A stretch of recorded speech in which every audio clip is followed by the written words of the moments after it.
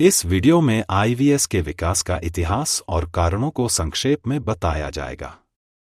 IVS पर चर्चा करने से पहले ईवीएम के इतिहास पर एक संक्षिप्त नज़र डालें।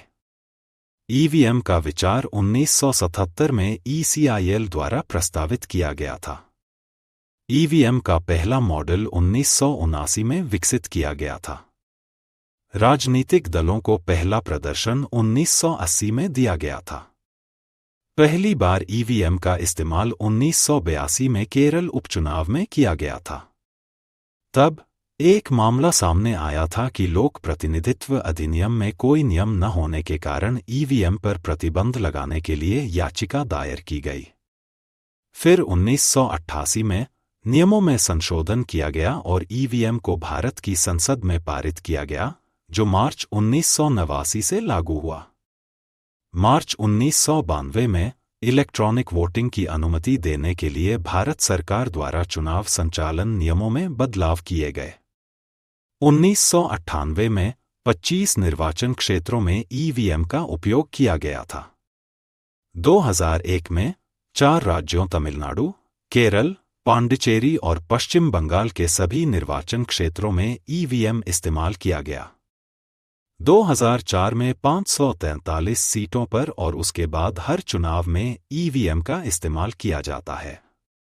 1994 से 1995 में चंडीगढ़ में एक निजी कंपनी में काम करते समय आविष्कारक आमतौर पर ईसीआईएल भारत इलेक्ट्रॉनिक्स लिमिटेड के पास से गुजरते थे, जो कि उस समय ईवीएम की वजह से खबरों और चर्चाओं में थी। इसने आविष्कारक के मन में ईसीआईएल ईवीएम के प्रति गहरी रुचि पैदा की। इस प्रकार आविष्कारक ने विभिन्न देशों में चुनाव के तरीकों, उपकरणों, विशेषताओं और खामियों पर नजर रखी। शुरुआत से ही ईवीएम के इस्तेमाल के खिलाफ कुछ आवाजें सुनाई दे रही थी। आईवीएस के आविष्कारक ने देखा कि लोग ईवीएम का विरोध कर रहे हैं।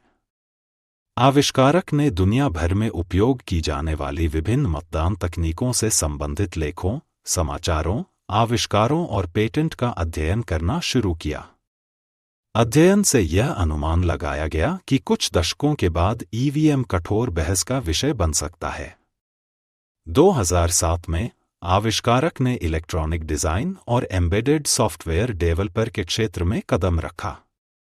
2008 से 2016 तक आविष्कारक को उच्च शिक्षा और डॉक्टरेट की पढ़ाई करनी पड़ी।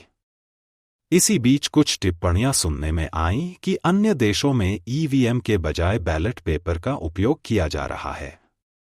दुनिया में आमतौर पर बैलेट पेपर के खिलाफ भी खबरें आती रहती हैं। इस तरह के लगातार राजनीतिक बयानों और खबरों से आविष्कारक आश्वस्त हो गए कि भविष्य में ईवीएम और बैलेट पेपर दोनों को निश्चित रूप से एक वैश्विक विकल्प की जरूरत है। 2017 में आविष्कारक ने इलेक्ट्रॉनिक डिजाइनर और एम्बेडेड सॉफ्टवेयर डेवलपर के रूप में पेशा शुरू किया। इस अवधि के दौरान आविष्कारक ने ईवीएम के विकल्प की विशिष्टताओं को तैयार करना शुरू कर दिया। 2017 में आविष्कारक ने सॉफ्टवेयर विकसित करने और एक कार्यशील मॉडल बनाने के लिए आंतरिक दस्तावेज बनाया। आविष्कारक अपने स्तर पर ही 2023 तक फर्मवेयर विकसित करते रहे। वैश्विक पेटेंट और ईसीआईएल द्वारा ईवीएम पेटेंट के तुलनात्मक अध्ययन के बाद अंतिम विनिर्देश तय किए गए। आविष्कारक ने मार्च 2024 में वास्तविक विकास कार्य शुरू किया। पहले कामकाजी मॉडल का अगस्त 2024 में अपनी प्रयोगशाला में आंतरिक परीक्षण किया गया था। आविष्कारक आश्वस्त है कि ईवीएम और बैलेट पेपर दोनों का एक वास्तविक और विश्वसनीय वैश्विक विकल्प आईवीएस ही है।